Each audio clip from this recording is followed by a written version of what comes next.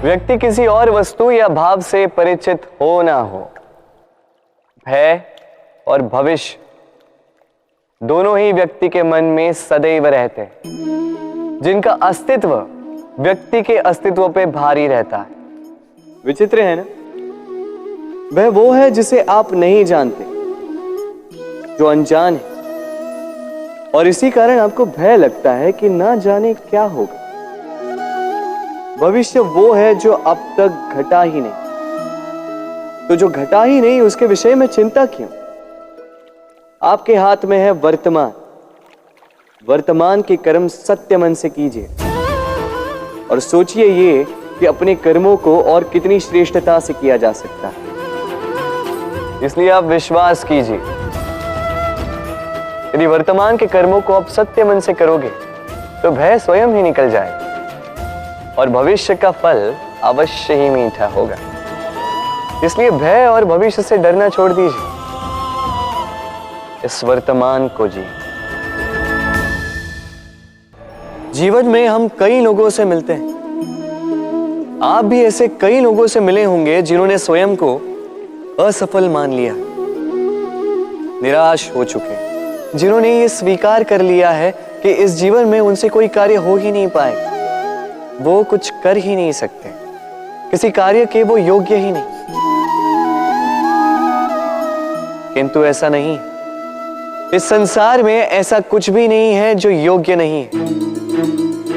कोई ऐसा अक्षर नहीं है जो किसी मंत्र का भाग ना, कोई ऐसी जड़ी बूटी नहीं है जो औषधि ना, कोई ऐसा विष नहीं है जो समय आने पर अमृत ना बन जाए। और इसी प्रकार कोई व्यक्ति अयोग्य नहीं होता, उसे अयोग्य बनाती है उसकी सोच।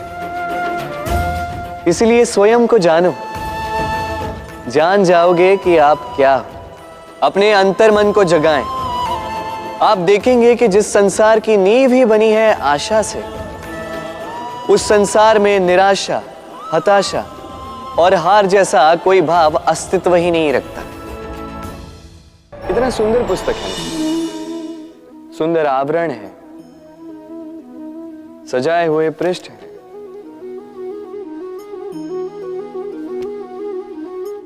किंतु क्या ये सत्य में अद्भुत पुस्तक कहलाने की पात्र है? क्या इसमें जो लिखा है वो सत्य है, प्रेरणादायी है, हमारे लिए मूल्यवान है? कैसे निश्चय लिया जाए इस बात का? अब आप सोचेंगे कि सीधी सी बात है, आवरण को देख के पुस्तक की गुणवत्ता कैसे जानी जा सकती? इसके लिए तो आपको उसे पढ़ना होगा, उसे समझना होगा, समय देना होगा, है ना? बिल्कुल उचित सोच रहे हैं आप।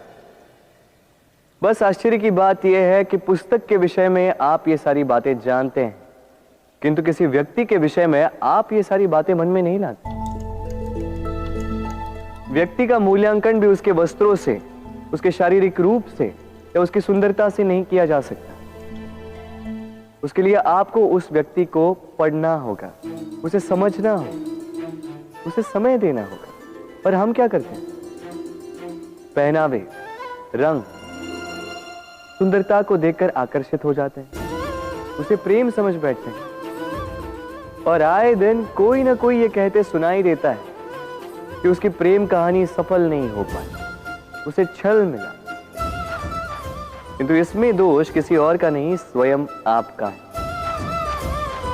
आपने उस व्यक्ति को समय नहीं दिया, आपने उस व्यक्ति के विचार नहीं परखे। प्रेम 2 क्षण में बनने वाला पकवान नहीं है, इसका स्वाद चखने के लिए आपको जीवन भर का समय देना पड़ेगा। तो समय दीजिए, एक दूसरे के रूप से नहीं, आत्मा से जुड़ी, निश्चित ही मन प्रसन्नता से कह उठेगा,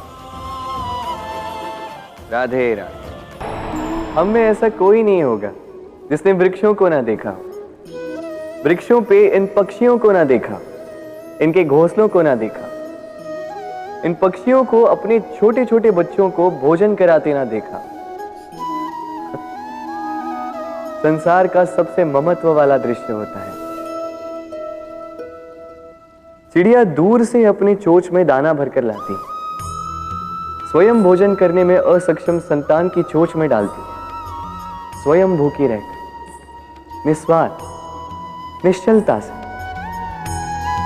और जब संतान के पंख निकल आते हैं, वो उसे उड़ना सिखाती और उसके पश्चात उसे स्वतंत्र कर देती है अपना जीवन जीने के लिए, इस आकाश में उड़ान भरने के लिए। और हम मनुष्य क्या करते हैं? जिस संतान को हम पंछी की भांति पालते हैं, उसके पंख निकलते ही हम उसे बांध देते हैं, ये सोच के कि कहीं वो दूर उड़कर न चली जाए। ऐसा नहीं कि इस स्थिति में माता पिता को संतान से प्रेम नहीं है, अवश्य है, किंतु इसमें प्रेम पर मोह भारी पड़ जाता है, जो स्वयं अपने और संतान के भविष्य के बीच में बाधा बन जाता है। हम ये भूल जाते हैं कि हम केवल जन्मदाता है, भाग्य विधाता नहीं। तो जब प्रेम में मोह आ जाए तो वो प्रेम नहीं, स्वार्थ बन जाता है। इसलिए प्रेम को पास रखिए और मोह को दूर, क्योंकि जिससे प्रेम करते हैं उसका विकास नहीं रोका करते। प्रेम संसार का सबसे पवित्र बंधन है, पर सच पूछो तो ये बंधन से मुक्ति है, स्वतंत्रता है।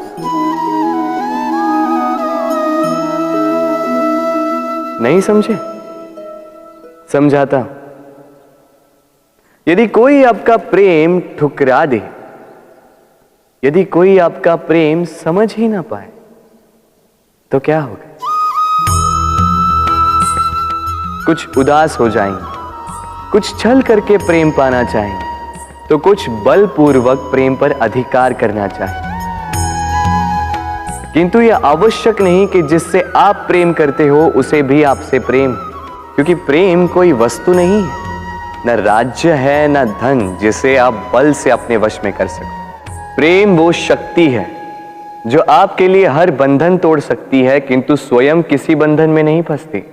तो जिससे भी आप प्रेम करते हो उसे स्वतंत्र छोड़ दीजिए, क्योंकि स्वतंत्रता ही वो भाव है जो जीव को सबसे अधिक प्रिय है। प्रेम सच्चा होगा तो उसे अवश्य समझ में आए। तब तक के लिए निस्वार्थ भाव से प्रेम कीजिए, स्वार्थ हट जाएगा तो प्रेम आ ही जाएगा और मन प्रसन्न होकर बोलेगा, राधे राधे। जब भी प्रेम की बात आती है, हम सबसे पहले मन में एक नायक और एक नायिका का चित्रण कर लेते हैं। क्यों? आपके साथ भी यही होता है ना? पर क्या प्रेम केवल नायक नायिका के आकर्षण का बंधन है?